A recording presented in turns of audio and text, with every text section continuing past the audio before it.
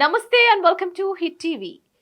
ఏపీలో ప్రస్తుతం రాజకీయ చర్చ వాడివేడిగా నడుస్తోంది. అధికార వైసీపీ పార్టీ విడతల వారీగా తమ అభ్యర్థులను వెల్లడిస్తుంటే టీడీపీ జనసేన పొత్తులో చంద్రబాబు నాయుడు జనసేన పార్టీకి కేవలం 24 సీట్లు కేటాయించడం పైన ఆ పార్టీ అభ్యర్థుల్లో తీవ్రమైన అసహనం అయితే వ్యక్తమవుతోంది. ఇక రెండు పార్టీలు రాజకీయ పొత్తు పెట్టుకున్నప్పుడు సీట్లను 50-50 తీసుకోవాలి. కానీ అలా కాకుండా జనసేనకి కేవలం 24 సీట్లు కేటాయించడం అనేది చాలా దారుణమైన విషయమనే చెప్పాలి. ఇక దీని మీదనే జనసేన పార్టీ నేతల్లో తీవ్రమైన కలవరం అయితే రేగుతోంది.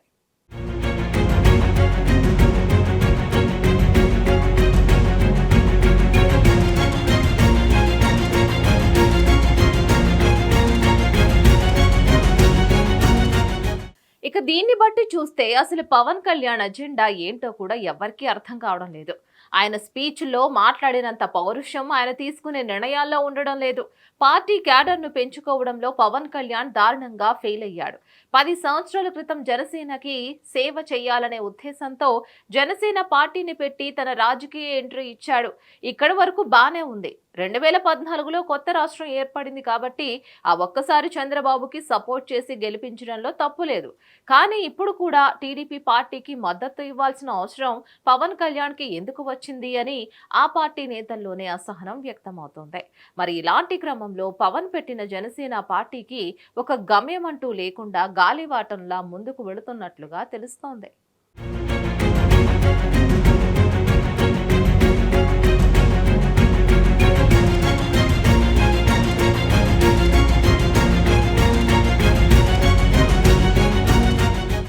ఇక ఇలానే వాళ్ళకి వీళ్ళకి మద్దతు ఇచ్చుకుంటూ వెళితే పవన్ కళ్యాణ్ ఇంకో 10 సంవత్సరాలు అయినా సీఎం కాలేడు అనేది మాత్రం వాస్తవం. జనసేన పార్టీకి మద్దతు ఇచ్చే వాళ్ళు పవన్ కళ్యాణ్ సీఎం అయితే చూడాలి అనుకుంటూ ఉంటుంటే ఈయన మాత్రం సీఎం ఎవరైనా పర్లేదు, అవినీతి అయితే జరగకూడదు అంటున్నాడు. జగన్ మీద కేసులు ఉన్న మాట వాస్తవమే. అందువల్లే చంద్రబాబు సీఎం అయితే బాగుంటుందని పవన్ కళ్యాణ్ అనుకుంటున్నాడు.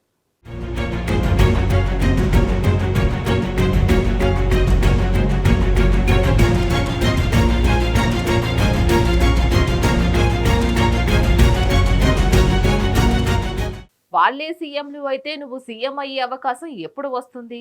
ఎందుకు అంటే 2014లో టీడీపీ పార్టీ అధికారంలోకి వచ్చింది. 2019లో వైసీపీ పార్టీ అధికారంలోకి వచ్చింది.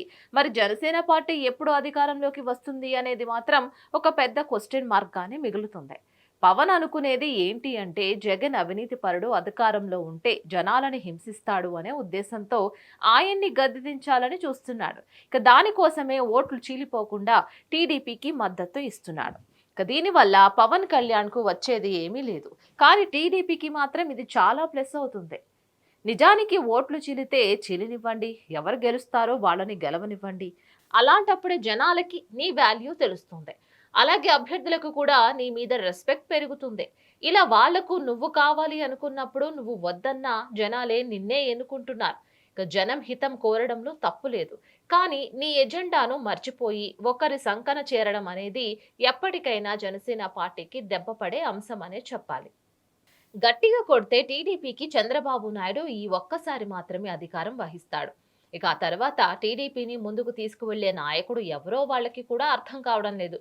నారా లోకేష్ కొంతవరకు యాక్టివ్గా ఉన్నప్పటికీ పార్టీ మొత్తాన్ని కంట్రోల్ చేస్తూ ముందుకు తీసుకువెళ్లే కెపాసిటీ అయితే ఆయన దగ్గర లేనట్లుగానే కనిపిస్తుంది. ఇక అలాంటి సమయంలో పవన్ కళ్యాణ్ ఇప్పుడు సింగిల్గా పోటీ చేస్తే ఎన్నో కొన్ని సీట్లను గెలిచి ప్రతిపక్ష పార్టీగా ఆయన కొనసాగితే బాగుండేది. ఇక ఎలాగూ టీడీపీ పార్టీని అంత క్రియాశీలంగా ముందుకు తీసుకువెళ్లే నాయకుడైతే ఎవరూ కనిపించట్లేదు. కాబట్టి వైసీపీ అంటే నచ్చని వాళ్ళందరూ జనసేన వైపు మొగ్గు చూపేవారు. దీనివల్ల ఆయన 2029లో అయినా అధికారంలోకి వచ్చే అవకాశం ఉండేది. కానీ ఇప్పుడు ఆయన చేస్తున్న పనుల వల్ల వాళ్ళ పార్టీ నేతల్లోనే చాలా విమర్శలను ఎదుర్కోవాల్సి వస్తుంది. అలాగే ఆయన ఏం చేస్తున్నాడో కూడా క్లారిటీ లేకుండా పోతుంది. ఇలా చేస్తే పవన్ కళ్యాణ్ లైఫ్ లో సీఎం అవ్వలేడు అనేది బల్లగుద్ది చెప్పవచ్చు. ఇక 10 సంవత్సరాల సమయంలో 175 నియోజకవర్గాల్లో పార్టీ తరపున నిలబడే అభ్యర్థులను కూడా సంపాదించుకోలేడు అంటే ఆయన రాజకీయ చతురత ఎలా ఉందో మనం అర్థం చేసుకోవచ్చు. 10 సంవత్సరాల్లో ఏ మాత్రం పార్టీ క్యాడర్ని పెంచుకోలేని పవన్ కళ్యాణ్ రాజకీయ ఎజెండాను చూస్తే జాలేస్తుంది.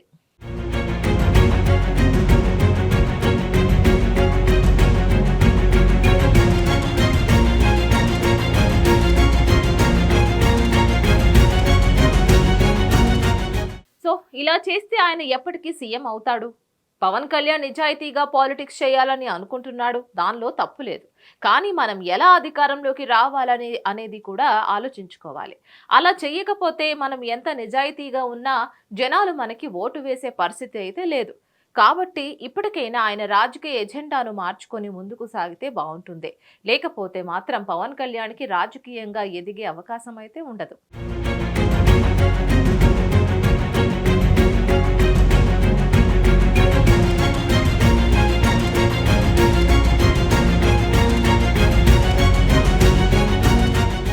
దీనిపై మీరేమనుకుంటున్నారు? కామెంట్ త్రూ మాకు తప్పకుండా తెలియజేయండి. ఈ వీడియో కనుక మీకు నచ్చినట్లయితే like, share and subscribe to hit TV.